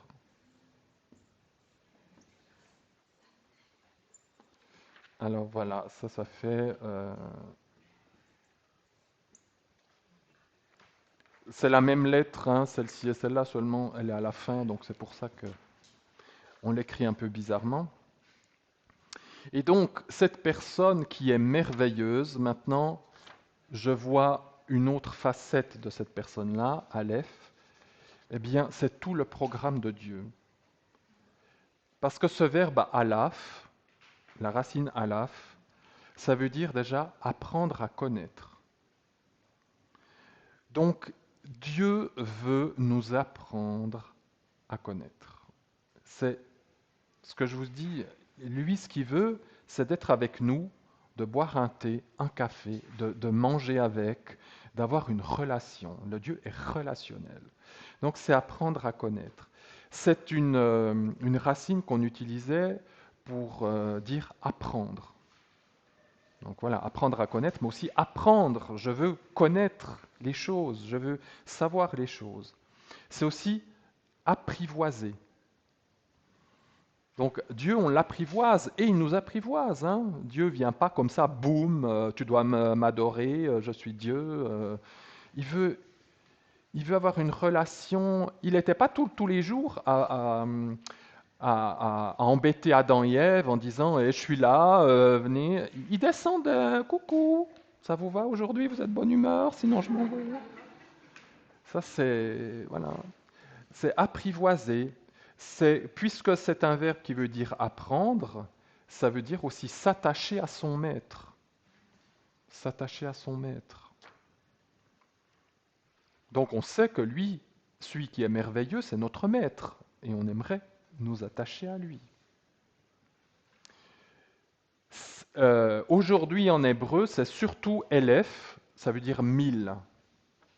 1000, c'est le chiffre 1000. Eh bien, vous avez dans les 10 paroles, celui qui m'honore, c'est sur 1000 générations qu'il y a les bénédictions. Et quand on utilise le mot 1000 dans la pensée biblique ou hébraïque, ça veut dire une surabondance. Ce n'est pas apprendre à la lettre, parce que 1000 générations, on n'y arrivera jamais. toute façon. Donc c'est une surabondance. Donc Dieu, c'est le Dieu de la surabondance. Là où le péché a régné, la grâce surabonde. Dieu, il ne donne pas juste ce qu'il faut. Lui, il donne avec largesse. Ce terme élève donne aussi alouf, qui veut dire le bœuf. Et Jésus est aussi une image du bœuf. Parce que le bœuf, c'est l'holocauste le plus élevé, c'est ce qui coûtait le plus cher. Et on donne un bœuf en holocauste. C'est aussi l'image, cette lettre-là, d'ailleurs, qui veut dire le bœuf, alouf. Vous avez les 4 cornes de l'autel. Donc ça représente aussi, dans ce Aleph, vous avez aussi le symbole de l'autel des holocaustes. Donc et l'Aleph écrit à l'époque de Moïse, c'était ça. C'est vraiment le museau d'un bœuf et les cornes, hein, qui donne après la lettre A latine. D'où le lien. Ça, c'est de l'araméen. C'est actuellement l'alphabet que les Juifs utilisent. Donc voilà.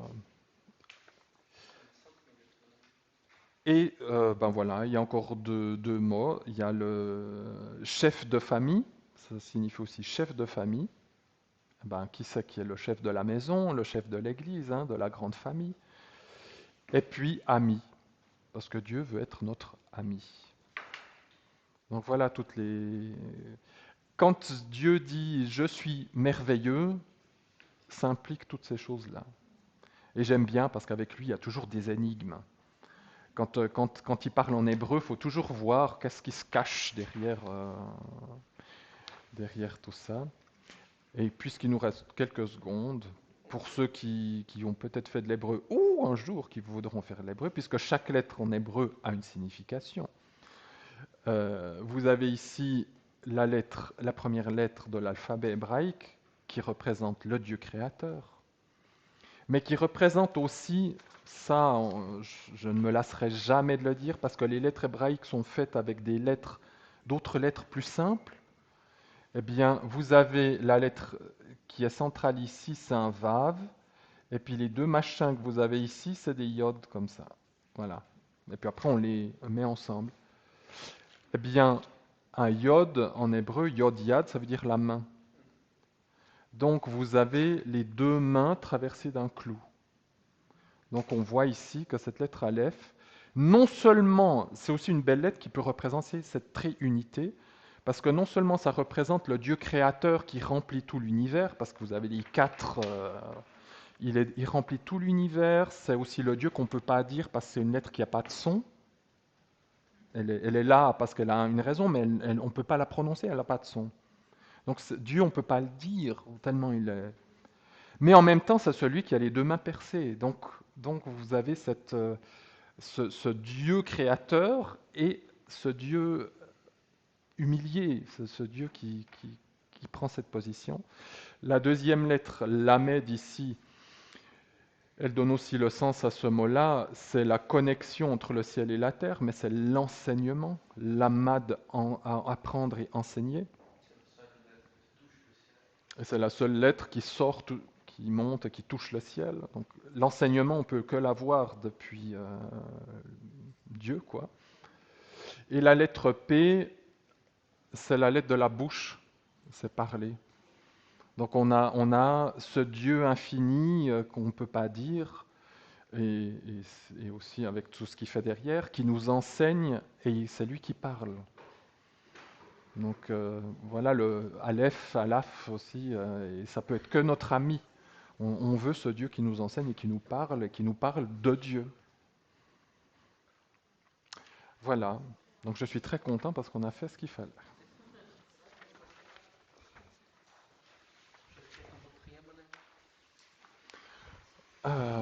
Tu veux bien? Ah, novice. Oh. Alors, Paula, comme elle parle. Non, non, alors tu peux te rependre en prière. Mais tu veux bien prier? Voilà, c'est ça.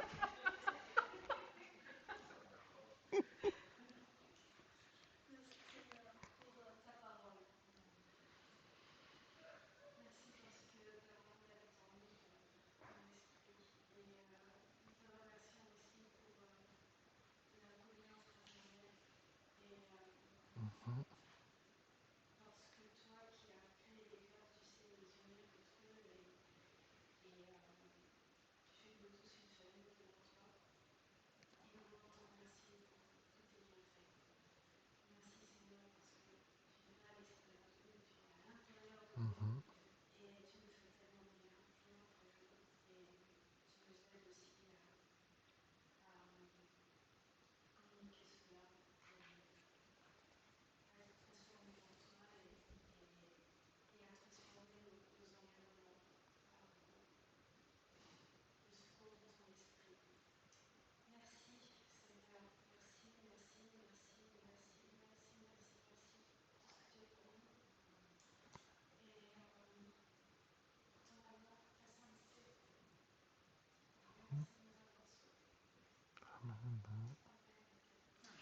Amen.